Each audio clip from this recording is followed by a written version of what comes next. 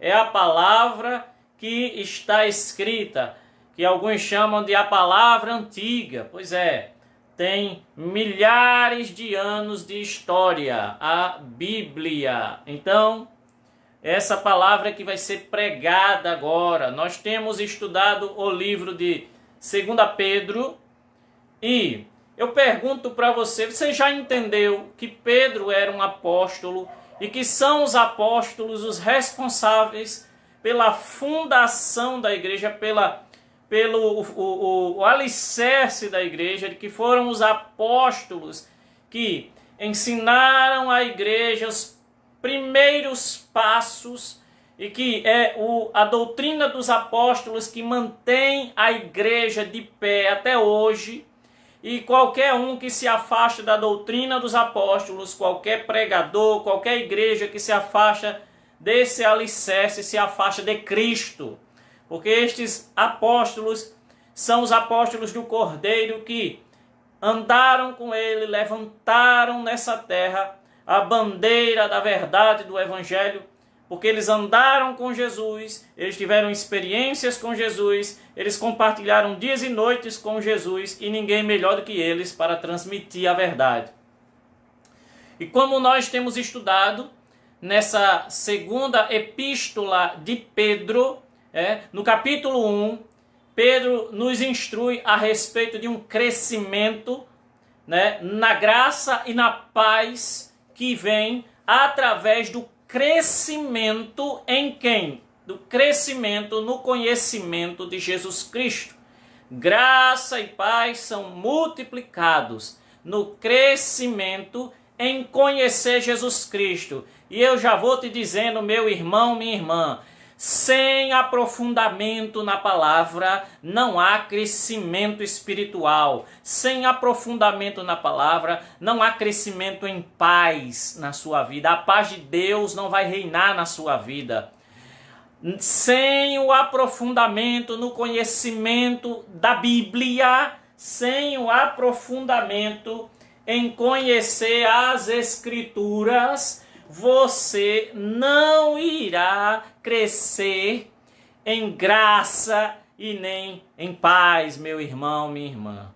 Então, em nome de Jesus, no capítulo 1, o apóstolo Pedro fala sobre crescer no conhecimento de nosso Senhor Jesus Cristo, e ele repetidamente fala nisso, e ele mostra que o crescimento também é visto nas obras do crente. Por quê? Porque há um crescimento na vida, no fruto de todo aquele que conhece mais e prossegue em conhecer o Senhor Jesus. Quanto mais você conhece o Senhor Jesus, você desfruta da graça, você desfruta da paz e você ainda dá um melhor testemunho para o reino de Deus, porque você cresce na sua conduta como cristão. E quando você cresce na conduta como cristão, eu estou no capítulo 1, você cresce como cristão e você se torna útil para o reino de Deus. E não, obviamente, inútil para Cristo. Você se torna uma pessoa frutífera, dando sempre graças a Deus em suas ações. Louvado seja o nome do Senhor. E aí estudamos o capítulo 2. O capítulo 2 fala sobre uma grande advertência contra os falsos profetas, ou seja, falsos mestres. E o apóstolo Pedro adverte nesta epístola que os falsos mestres já existiam na época dele, os falsos profetas até surgiram no Velho Testamento, mas que também esses falsos profetas iriam surgir de forma até mais elevada nos últimos dias. E eu quero dizer para você que os últimos dias são estes que nós vivemos. Se alguém tem alguma dúvida, não fique pensando que é porque está acontecendo uma pandemia que se tornou os últimos dias. Os últimos dias é desde a ressurreição de Cristo, irmãos. Desde aquele tempo que nós estamos vivendo os últimos dias da raça humana, E todos concordam, todos os teólogos concordam nisso. O que acontece é que os últimos dias eles vão se aprofundando em demonstração de realizações daquilo que Deus profetizou através de Jesus Cristo e através dos seus apóstolos, Então vão acontecendo as coisas que foram profetizadas em Mateus 24 pelo próprio Jesus, por exemplo, e a coisa vai afunilando. Mas nós estamos vivendo os últimos dias, assim como aqueles crentes que viveram antes de nós, nesses últimos 2000 anos de história, eles também já estavam vivendo os últimos dias da raça humana. Então, Jesus pode voltar esta noite, irmãos. Jesus pode voltar nessa noite. E no capítulo 2, a ênfase é: tome cuidado com os falsos mestres. E ele ensina em todo o capítulo 2 a discernir a pregação de um falso mestre.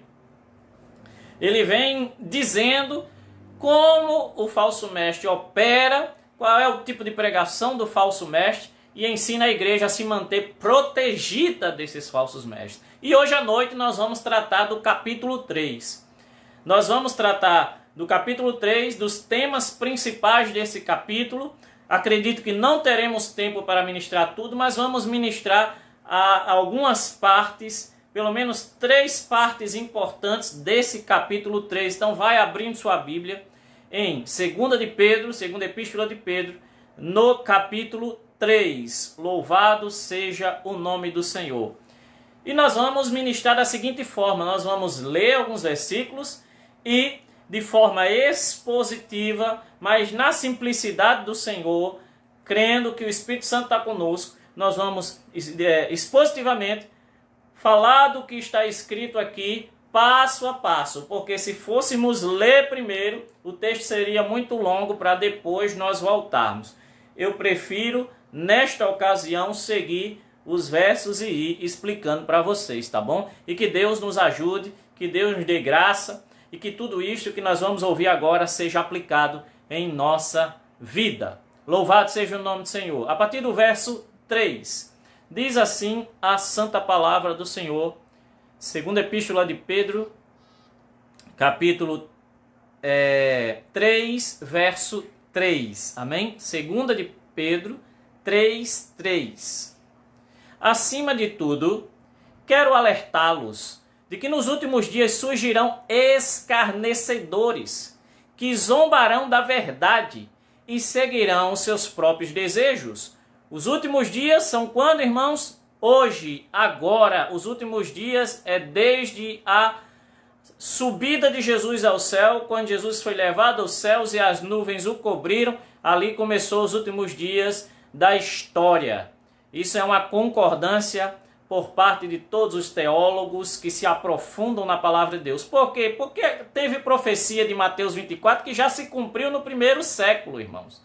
Depois que Jesus subiu, já começou a perseguição à igreja, pessoas começaram a ser mortas, pessoas foram exterminadas, os mártires foram mortos, o sangue dos mártires são o fundamento da igreja.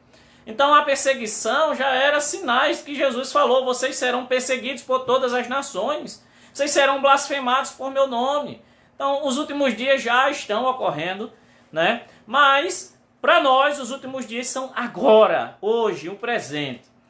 E o alerta de Pedro já começa dizendo o seguinte: olha, escarnecedores zombarão da verdade, seguindo os seus próprios desejos. Os falsos mestres, eles são hábeis, eles são rápidos, eles são rasteiros e muitas vezes inteligentes. Então eles seguem princípios humanistas, seguem seus próprios desejos carnais e ensinam outras pessoas a seguir esse mesmo tipo de libertinagem, né?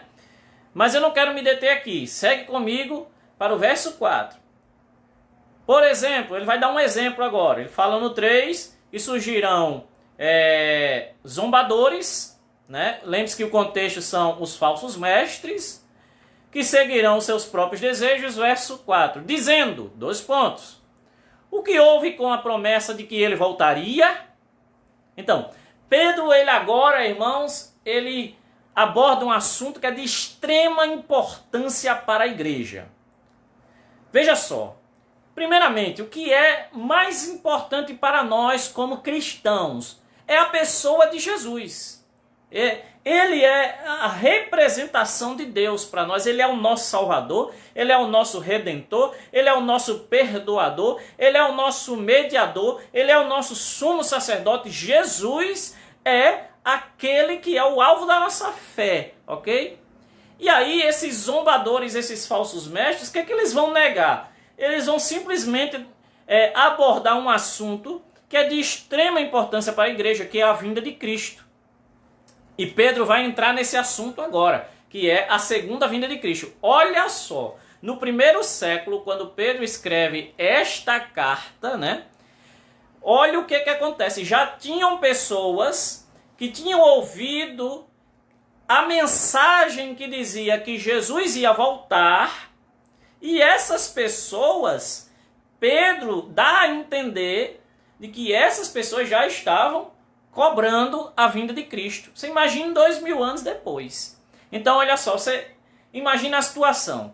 Alguém que é evangelizado quando era criança, nos nossos tempos, tá bom? É evangelizado quando era criança, e a pessoa congrega numa igreja, é ensinada a palavra de Deus, e é ensinado para uma criança: você espere que Jesus vai voltar a qualquer momento. Essa criança cresce, se torna pai, ensina para os filhos que Jesus vai voltar, e os filhos crescem, e daqui a pouco um desses filhos diz assim: mas eu ouço isso desde o meu pai, desde que eu era criança, de que Jesus ia voltar. Jesus não vai voltar não, isso aí é história fictícia, isso aí é ficção, isso aí é fantasia, Jesus não vai voltar. Então Pedro está dizendo que nos últimos tempos surgirão pessoas dizendo isso, que zombando eles vão dizer: nós ouvimos que Jesus ia voltar, mas cadê? Cadê a promessa? Cadê o cumprimento dessa vinda?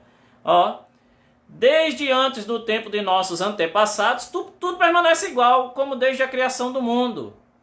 Verso 5, eles esquecem deliberadamente que Deus, por sua palavra, há muito tempo criou os céus e a terra seca, que fez surgir em meio às águas. Depois, com água, destruiu todo o mundo antigo no dilúvio. Olha qual é a resposta de Pedro para os falsos mestres que perguntam: cadê a promessa da vinda de Jesus? A resposta do apóstolo Pedro é espada desembainhada. Amém? É a resposta de Pedro, é a espada desembainhada e amolada. Ele diz assim: olha, vocês têm problema de amnésia. Perceba que ele diz o seguinte, ó: eles esquecem deliberadamente. É como se ele dissesse: vocês têm problema de amnésia, porque vocês dizem que o mundo, né, tá tudo igual desde a antiguidade, mas não é bem assim não. O mundo não é igual não, porque Deus criou o mundo e o mundo já foi destruído num dilúvio. Lá em Noé, vocês têm problema de amnésia, vocês esqueceram a arca, vocês esqueceram os avisos de Deus, vocês esqueceram que Deus apenas salvou Noé e sua família, vocês esqueceram que Deus deu vários avisos de arrependimento para a humanidade e os homens não quiseram acreditar que viria a destruição. Os homens não quiseram acreditar na época de Noé que Deus ia cumprir a sua palavra e que iria destruir com água o mundo.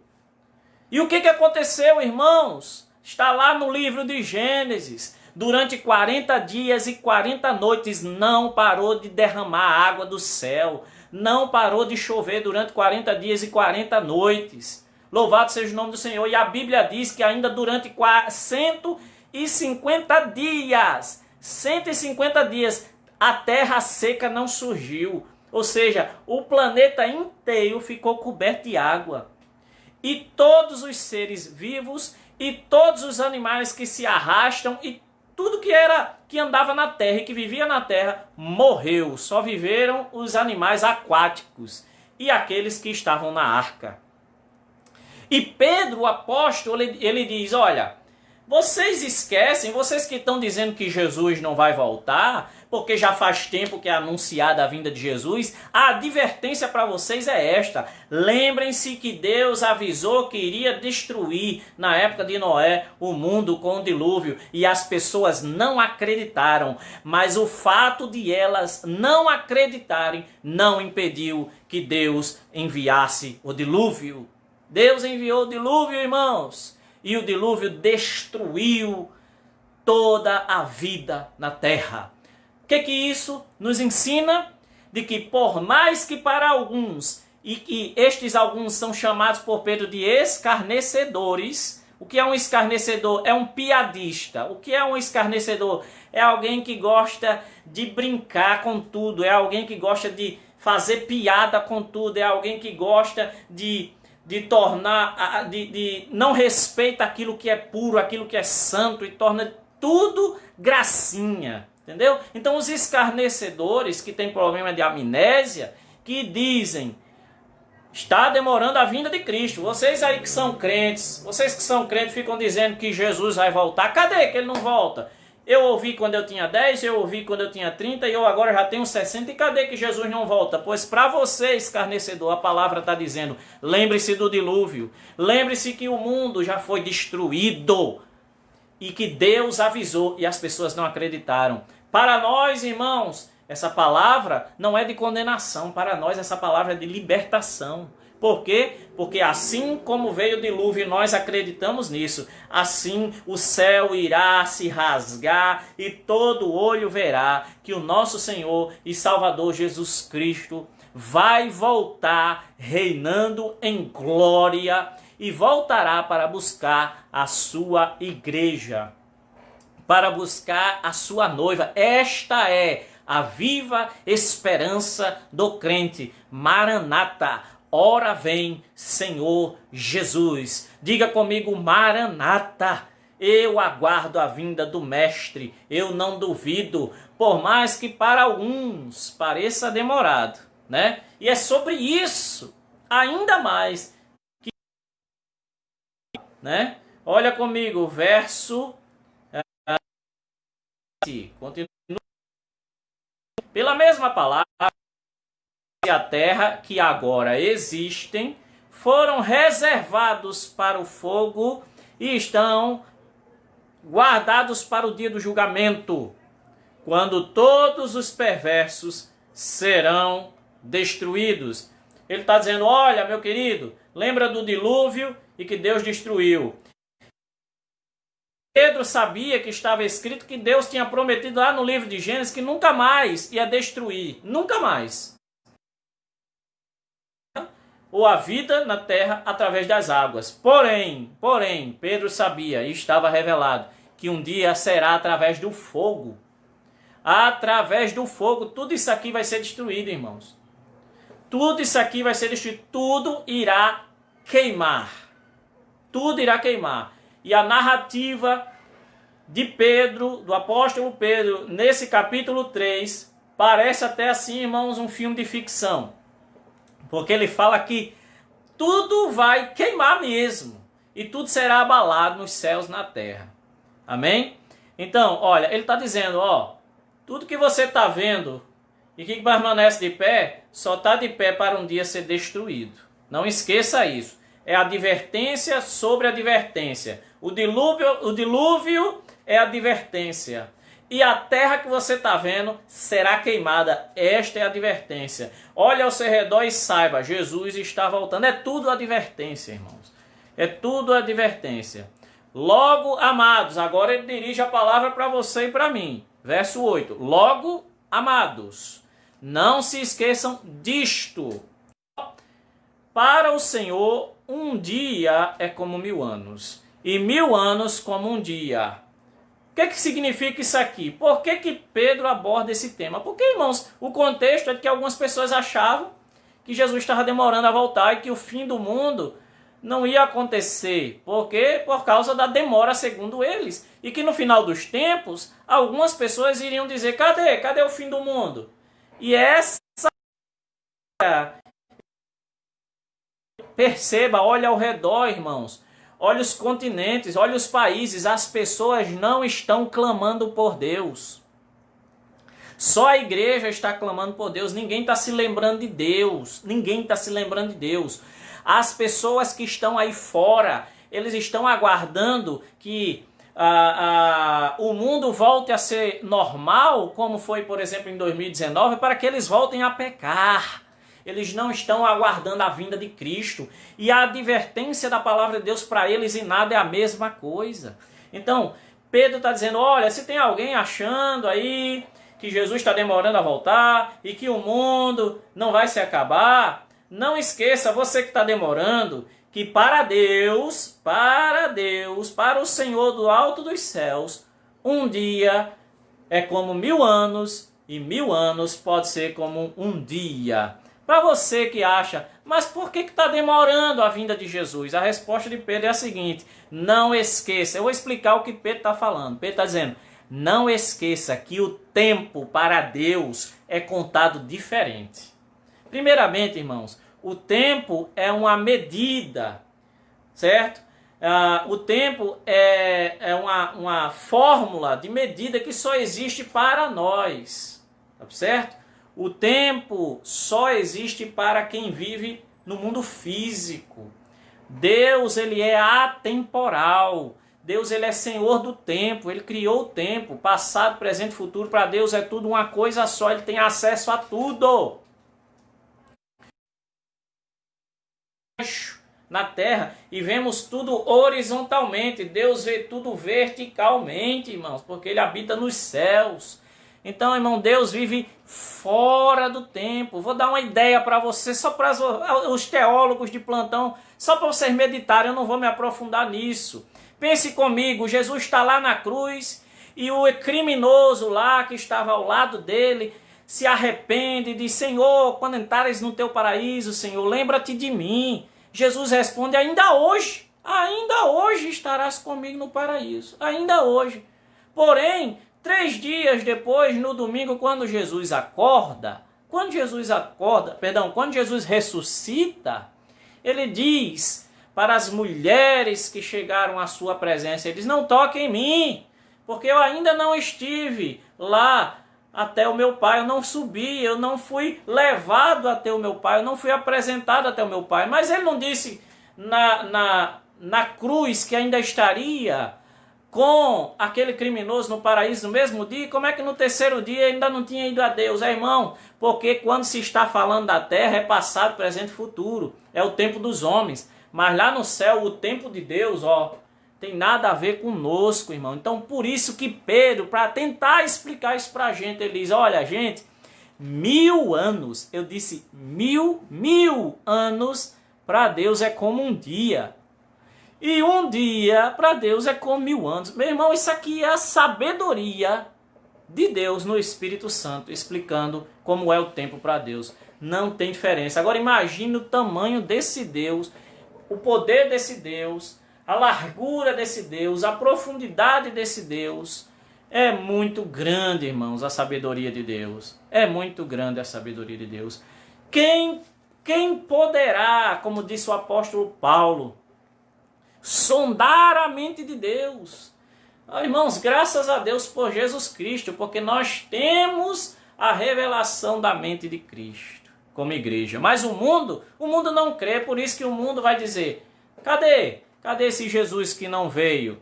Para nós, irmãos, está tudo explicado, está tudo claro. E Pedro ainda vai falar mais, verso 9. Na verdade, o Senhor não demora mesmo em cumprir a sua promessa, a promessa da vinda de Jesus, amém? Como pensam alguns. Pelo contrário, ele é paciente por causa de vocês. Não deseja que ninguém seja destruído, mas que todos se arrependam. Pedro dá mais uma resposta na forma de sentença. Você que está achando que Jesus está demorando, tem mais uma verdade para você saber.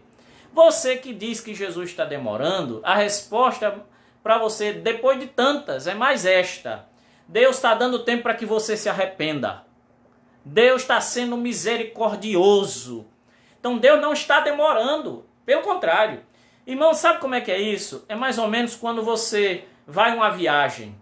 Viagem da igreja. Para uma viagem de igreja é uma maravilha, porque sempre tem uns atrasados.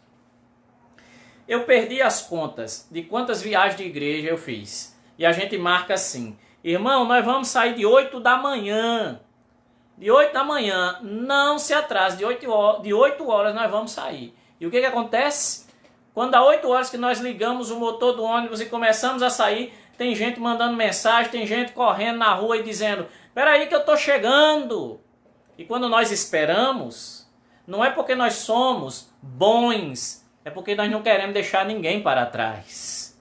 É isso que Pedro está falando. Deus está dizendo: meu filho Jesus não está demorando a voltar. Não olhe por essa perspectiva. Não veja por esse ângulo de que ele está demorando. Veja pelo ângulo certo. Ele está sendo misericordioso e dando mais tempo para que alguns se arrependam. Louvado seja Deus. Louvado seja Deus.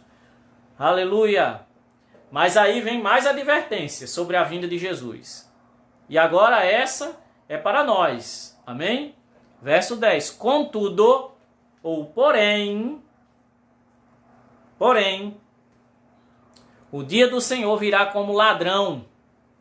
Os céus desaparecerão com terrível estrondo, e até os elementos serão consumidos pelo fogo, e a terra e tudo que nela há serão expostos.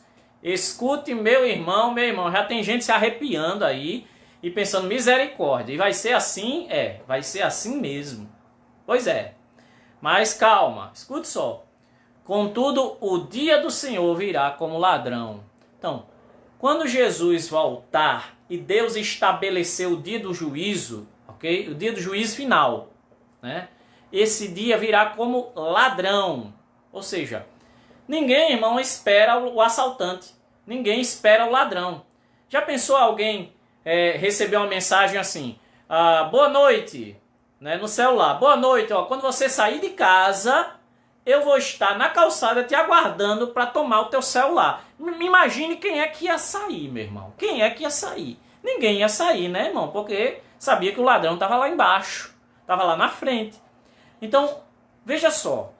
O que Pedro está falando? O dia do Senhor será como ladrão. Ele está explicando o seguinte: o dia da vinda de Jesus será o momento em que menos você espera. Um dia completamente normal. Você sabe qual vai ser o dia da vinda de Jesus, irmão? Como é que vai ser? Vai ser aquele dia que você acorda e que você toma café, e que você vai trabalhar, e que você come normalmente, e que você anda, e que talvez você pegue trânsito, talvez você pegue ônibus, talvez você pegue um trem, talvez você pegue metrô, talvez você pegue o seu transporte seja uma moto, ou talvez seja um dia de folga, um dia completamente normal, ok?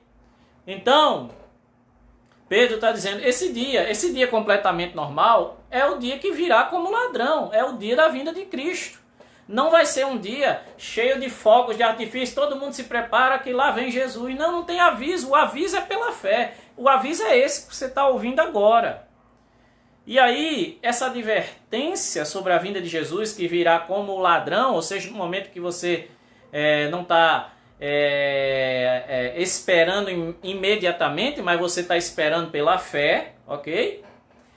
Como é que funciona isso para o crente? É muito simples, irmãos. Nós precisamos entender que a vida do crente é uma vida que nós não podemos esperar que seja datada a vinda de Cristo para nós nos prepararmos. Ou seja, olha, daqui a 25 dias Jesus vai voltar, então vamos nos preparar. Não, irmão. A vida do crente é uma vida de quem está esperando a vinda de Cristo. A vida do crente é uma vida de: eu espero Jesus agora. Eu já estou esperando o Mestre agora. Eu acho maravilhoso, irmãos. Maravilhoso, né? Algumas mensagens da própria palavra de Deus. Da própria palavra de Deus. Então, uma coisa importante. Uma advertência do Senhor para a nossa vida. Dentro desse contexto do dia do Senhor vir como ladrão. Eu pergunto, você que está me ouvindo, você está aguardando a vinda de Cristo? Responda para você mesmo. Você está aguardando a vinda de Jesus? Pois bem, se você disse que sim, né, que está aguardando a vinda de Jesus, eu pergunto, você está vivendo uma vida santa? Você está se afastando do pecado? Você tem uma vida de oração? Você está se dedicando a estudar a palavra de Deus? Você se dedica ao processo de santificação e arrependimento? Porque eu não entendo, meu irmão. Se você está aguardando a vinda de Jesus e você não anda num processo de santificação e de busca por Deus, como é que é essa espera? Como é que é esse aguardar a vinda de Cristo sem preparação, sem nenhuma ação correspondente? É mais ou menos assim, mandar fazer uma compra, né? Pedir para ela vir pelo correio, ok? E se mudar. E depois de se mudar, ainda querer que a compra chegue no endereço novo. O endereço, meu irmão, daquele que espera Jesus voltar é a santidade. É a busca pela presença de Deus. É a busca pelo conhecimento da palavra. É a vida de oração. É a vida de santificação. Se você diz que está esperando Jesus voltar, você é um crente que está em pleno conhecimento, você é um crente que está em pleno crescimento espiritual. Se você está aguardando a vinda de Jesus, você está em pleno crescimento espiritual. Você é mais crente hoje do que foi ontem e será melhor crente amanhã do que você é hoje. E isso é a vida daquele que espera a vinda de Jesus. Louvado seja Deus. Pastor, mas é porque eu ainda estou em pecado, eu vivo em pecado, pastor. E Deus tenha misericórdia de mim. Deixa eu dizer uma coisa para você, irmão. Aprenda de uma vez. Pecado na vida do crente, tá certo? É como um acidente. Se você vive planejando pecar, você precisa se arrepender logo e deixar esse pecado. Se você é aquela pessoa que premedita o pecado, vai planejando o pecado, construindo o pecado na sua mente e depois você faz dele prática. Se você vive dessa forma, o pecado é senhor da sua vida. Mas calma, você pode se arrepender pelo que você está ouvindo agora. Porque pecado na vida do crente, não é que crente não peca, crente peca, mas pecado na vida do crente é acidental. Você vai, né, como você vai dirigindo um carro à noite e de repente aparece um buraco do nada e você plum, cai dentro. Você pode evitar? Poderia, mas você estava relaxado, né? Você não estava tenso, você estava relaxado, conversando e você caiu no buraco. Isso é pecado na vida do crente. Agora, viver em pecado é isso aí, é viver de forma insensata, com as lamparinas completamente sem óleo, né? Quem lembra aí da parábola das 10 virgens sabe do que eu estou falando. Verso 11, irmãos.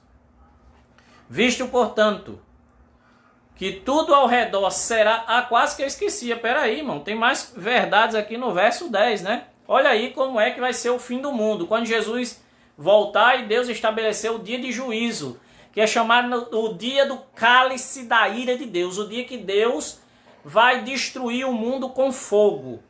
Da mesma forma que ele fez na época de Noé e destruiu o mundo com o dilúvio ou com água. Eu pergunto, o que levou Deus, o que foi que levou o Senhor a destruir o mundo na época de Noé? Vá lá no livro de Gênesis. Mas eu vou dizer para você, Deus do alto dos céus olhou e viu que a humanidade era má, está lá escrito, a humanidade era má continuamente, o coração do homem só pensava em pecar e em praticar maldades, em matar o seu irmão, em destruir uns aos outros, ok? Pecado e mais pecado. E qual é a diferença dos dias que nós estamos? Dos dias que nós estamos, qual é a diferença? Qual é a diferença? O homem hoje só vive para o pecado, para a maldade. É terrível, irmãos. Tem tanta maldade no mundo, irmãos, que não dá para nós falarmos de 1% aqui. da maldade que há no mundo, porque se eu falasse, as lágrimas desceriam e alguns teriam ânsia de vômito. Da maldade que há no mundo hoje, tá certo? Agora escute bem direitinho. Os céus, disse Pedro, desaparecerão com um terrível estrondo. Eita Jesus! O céu que você conhece, que você olha para cima e vê, vai desaparecer com um estrondo, disse Pedro. Bum! E acabou. Acabou. Os elementos serão consumidos pelo fogo. O sol, as estrelas, os corpos celestes serão totalmente destruídos pelo fogo, assim como o próprio planeta Terra. Isso é o juízo final, irmãos. A terra e tudo que nela há serão expostos. Vai ser tudo mexido. Você vai ver a terra de dentro para fora. E eu também vamos estar lá assistindo. Mas calma. Calma. Pastor, eu estou morrendo de medo. Irmão, isso aqui não é para ter medo. Por quê? Porque primeiro vem a vinda de Jesus. Tá certo? Jesus vem e arrebata, leva a sua igreja para a sua presença. Glória a Deus. Depois disso, o Senhor vai castigar esse mundo. O Senhor vai derramar o seu juízo, o cálice da sua ira neste mundo. Você pode dizer glória a Deus. Agora lembre-se, eu estou falando com aqueles que aguardam a vinda de Jesus e que cada dia se aperfeiçoam nisso, nessa fé. Louvado seja o nome do Senhor. Louvado seja o nome do Senhor. Não esqueça, enquanto a palavra está sendo pregada, justiça está sendo ensinada, arrependimento está vindo sobre a nossa vida, os olhos estão sendo iluminados. E agora sim, vamos para o verso 11, quando Pedro dá continuidade dizendo: visto, portanto, que tudo ao redor será destruído, tudo será destruído, a vida de vocês deve ser caracterizada pelo quê? Santidade e devoção. Louvado seja Deus. Pedro está dizendo, olha, entenderam? Vocês creem que Jesus vai voltar e que vem um juízo final e que tudo vai se derreter, que Deus vai destruir esse planeta e tudo que você está vendo ao seu redor será destruído? Então viva em santidade e piedade, que é o mesmo que devoção a Deus. Uma vida totalmente a serviço do próprio Deus, de Jesus Cristo e do reino. Irmãos, que palavra gloriosa! Não é uma palavra pesada, pelo contrário, é simples. Se renda ao Senhor, se renda à vontade de Deus. Viva uma vida, leitura, oração, santidade. Não significa ser perfeito, significa aquele que busca. Busque uma vida de santidade e de piedade, ou seja, de devoção. E você já está pronto para a vinda de Jesus. Louvado, louvado seja Deus, irmãos. E ele diz mais, verso 11. No verso 11 ele diz, viva uma vida caracterizada por santidade e devoção a Deus, obviamente. Verso 12, esperando o dia de Deus e já antecipando a sua vinda. Pastor, como é assim, pastor? Pedro tem assim uma grande revelação aqui por parte de Pedro. Porque Pedro está dizendo, se tem alguém que está achando lá no contexto, né, que Jesus está demorando a vir, tem mais um detalhe. A igreja que vive em santidade e faz a obra de Deus, antecipa a vinda de Cristo. Então, irmãos, quem aqui, se eu perguntar nessa noite, responderia sim para esta pergunta? Você quer que Jesus volte logo? Se a sua resposta é sim, a minha também é sim, muito simples. Como antecipar a vinda de Jesus? Viva uma vida de santidade e devoção. Pregue o evangelho. Ganhe mais pessoas para Jesus, porque no contexto ele disse que Deus está aguardando que mais alguns se arrependam. A igreja só precisa fazer o que foi chamada para fazer, pregar o evangelho do reino e viver o evangelho do reino na simplicidade. mais pessoas virão para Cristo e Jesus voltará mais cedo. Pastor, como é que é isso? Não sei, irmão, eu sei que é verdade. Jesus vai voltar mais cedo se nós fizermos com mais imediatismo a obra nessa terra. Louvado seja Deus. Nesse dia, esperando o dia de Deus e já antecipando sua vinda. Verso 12. Nesse dia ele incendiará os céus e os elementos se derreterão em chamas. Verso 13. Nós, porém, diga comigo, nós, porém, nós, no entanto, nós, como é que somos? Nós, porém, aguardamos com grande expectativa os novos céus e a nova terra que ele prometeu, um mundo pleno de justiça. Qual é a expectativa dos crentes? Qual é a expectativa? Novo céu e nova terra, irmãos, que está escrito lá no livro de Apocalipse. Ele fará nova todas as coisas, não apenas em nosso ser, mas nos céus e na terra, novo céu e nova terra.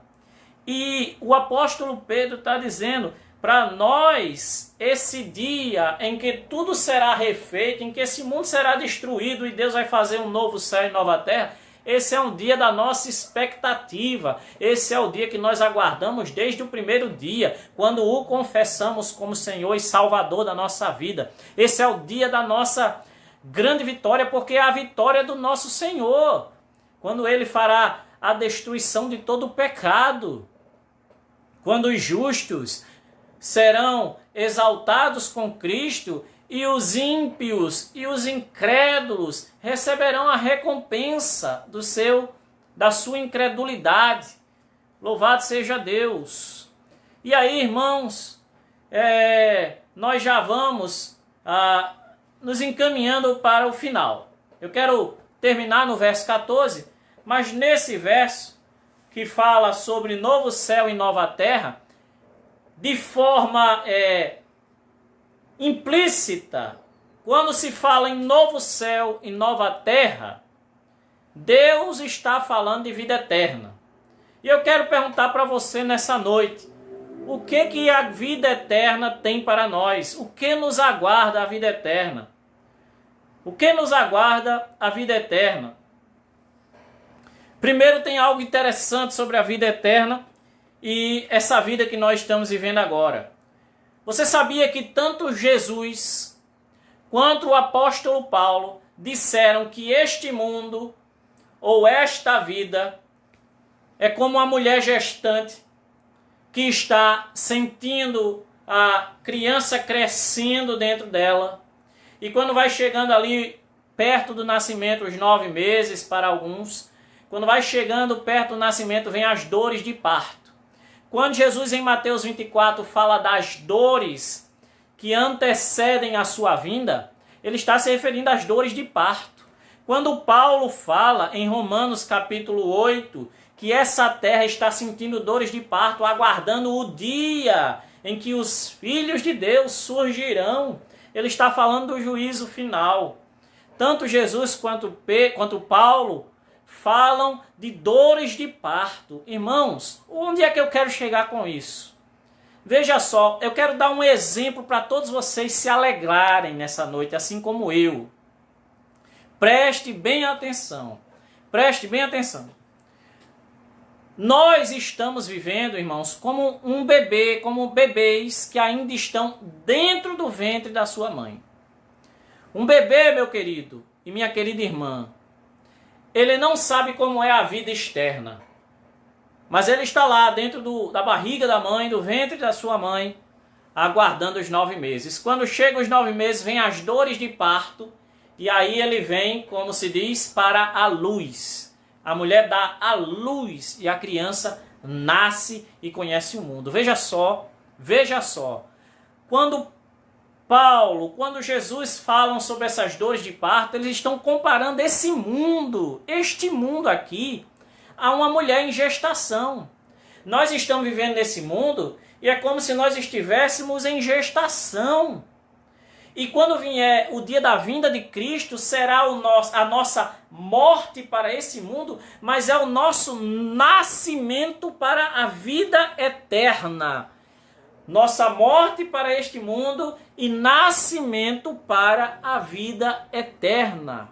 E aí sim, os nossos olhos serão iluminados e nós veremos, ok? Nós veremos a vida verdadeira, a vida eterna, a vida como ela é. Louvado seja o nome do Senhor, irmãos. Segundo ponto, né?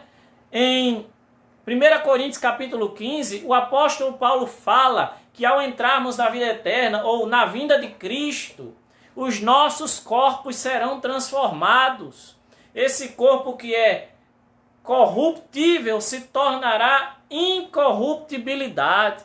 Esse corpo que é mortal se tornará num corpo imortal para entrar na eternidade, estar para sempre com o Senhor. Você pode se alegrar com isso, meu irmão? Essas são as realidades da vida eterna. Paulo também fala de outra realidade sobre a vida eterna. Ele diz em Filipenses capítulo 1, a partir do verso 23, que estar com Cristo é infinitamente melhor. É 1000 vezes melhor, irmãos. Por quê? Porque estar com Cristo é a realização. É a realização da vida do crente. Nós vivemos aqui neste mundo como em dores de parto, para um dia estarmos face a face com o nosso Senhor e Salvador Jesus Cristo, irmãos. Estar com Cristo é infinitamente superior e é uma realidade da vida eterna. E a última realidade da vida eterna é quando o Apocalipse diz: lá não haverá. Diga comigo: lá não haverá. O que não vai haver? Em Apocalipse 21, verso 4, diz que Deus enxugará dos nossos olhos toda lágrima. Lá na vida eterna não haverá mais morte, tristeza, choro, dor. Morte, tristeza, choro e dor não haverão mais. Por quê? Porque as coisas antigas já passaram e agora estaremos com o Senhor para sempre. Isso é vida eterna, irmãos. Então o que Pedro estava falando, ok? No verso 13, que nós aguardamos com grande expectativa novos céus e nova terra, ele estava falando da vida eterna. Ele estava falando do dia final, do julgamento de Deus e a nossa entrada completa no seu reino. Louvado seja Deus, louvado seja Deus. E por mais, irmãos, que nos alegremos, eu quero lembrar a você o que Jesus falou em Mateus capítulo 13, versos 31 ao 32. Jesus ensinou ali que o reino dos céus é semelhante a uma semente de mostarda que é plantada, que é semeada. Semeada significa plantada. O reino de Deus é como uma semente de mostarda que é plantada. A semente de mostarda, irmãos, ela é do tamanho de uma formiguinha. Aquela formiguinha caseira, sabe? Aquela formiguinha talvez menor ainda, bem pequenininho, ok? E Jesus diz, olha, eu vou assemelhar o reino de Deus ao quê? O reino de Deus é semelhante a uma semente de mostarda que, quando é plantada na terra, ela cresce e se torna a maior de todas as hortaliças. E as aves do céu vêm e se abrigam em suas folhas. E ela tem uma grande sombra embaixo dela. Então Jesus está dizendo, olha, é o que eu posso assemelhar o reino de Deus. O que eu posso explicar para vocês do reino de Deus. Imagine uma sementinha, ok, que se transforma em algo muito maior. O que quer dizer isso, irmãos? A nossa expectativa para a vida eterna e para o reino de Deus e para a vinda de Jesus, por maior que seja a nossa expectativa, ela ainda será uma pequena semente comparado com a grandeza que será o céu, a vida eterna com Cristo. Louvado, louvado, engrandecido seja o reino de Deus. Então, para finalizar, irmãos, o que aprendemos com o apóstolo Pedro? O que aprendemos? Primeiro, aprendemos que o reino de Deus é muito maior do que tudo que preguemos, ainda ele é muito maior. Segundo, que devemos nos esforçar para não seguir falsos mestres e falsos ensinos. Terceiro, espere a vinda de Cristo para agora. Não é somente hoje, mas para agora. Quarto, tenha uma vida santa. Louvado seja Deus. E aí eu concluo lendo com vocês o verso 14. 2 Pedro 3,14, que diz: portanto, amados, enquanto esperam que essas coisas aconteçam, esforcem-se para levar uma vida pacífica, pura e sem culpa aos olhos de Deus. Louvado seja Deus, irmãos. Louvado seja Deus.